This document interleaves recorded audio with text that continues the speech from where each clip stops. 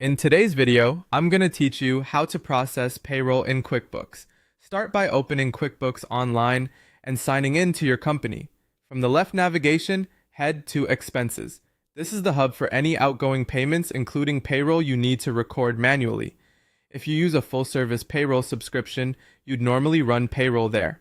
In this walkthrough, we're focusing on entering a payroll expense as a standard expense transaction, which is useful for manual records or off-cycle payments. Create a new expense. On the expense form, choose your payee.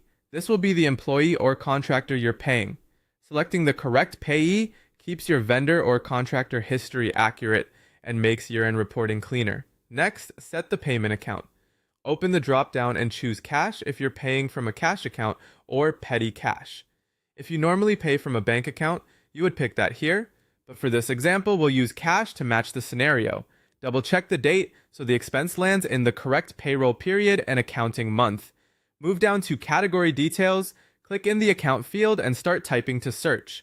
Begin with payroll to quickly filter your chart of accounts, then select payroll expenses.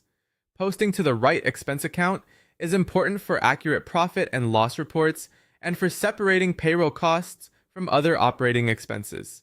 Enter the amount you're paying for this run. If you're recording net pay only, use the net amount. If your process tracks gross pay and withholding separately, be consistent with how you set up your accounts. Add a clear description in the memo, such as the pay period dates or the purpose of the payment. This extra context helps future you and your accountant understand exactly what was paid and why. If you need to create the same expense for another employee or for a similar pay period, click copy.